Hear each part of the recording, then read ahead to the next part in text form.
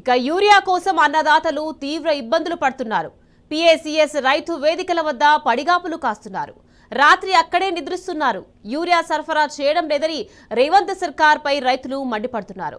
ఇక సూర్యాపేట జిల్లా నడిగూడెం మండలం తెల్లపల్లి సొసైటీ వద్ద యూరియా కోసం ఉద్రిక్తత నెలకొంది. యూరియా సరఫరా చేయడం లేదని రైతులు ఆందోళనకు దిగారు. రైతు వేదికలకు వస్తున్న యూరియా ఏమవుతుందని నిలదీశారు. ఒక్క యూరియా బస్తా గంటల తరబడి నిలబడాల్సి వస్తుందని మండిపడ్డారు.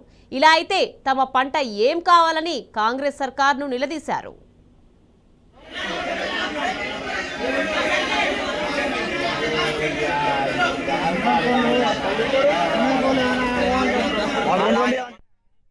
తెల్లపల్లి సింగారం సొసైటీ ఈ సొసైటీ ఇక్కడ దీంట్లో 1400 మంది మెంబర్స్ ఉన్నాం.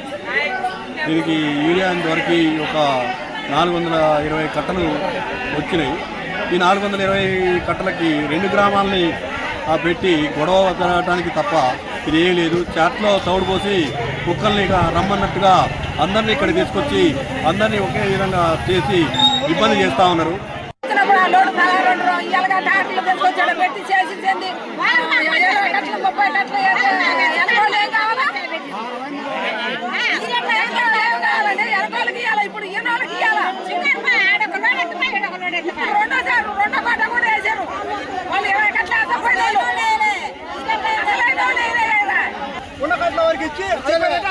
మొత్తం వాళ్ళ ప్రాబ్లం సింగారపోయిన తెలపిల్లలు మొత్తాన్ని ఫోన్ చేసి ఇప్పుడు లేవని చెప్తున్నారు.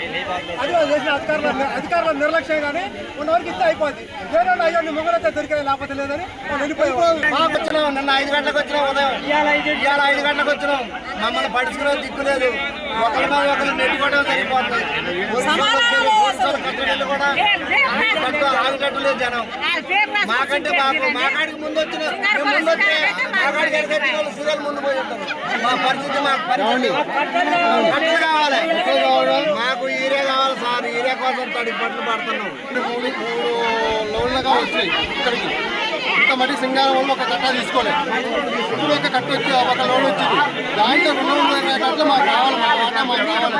ఒక కట్ట ఉన్నా తీసుకుని పోతాం. మా సాంబార్ పొద్దున పేరు రాసుకోలేదు. పొద్దున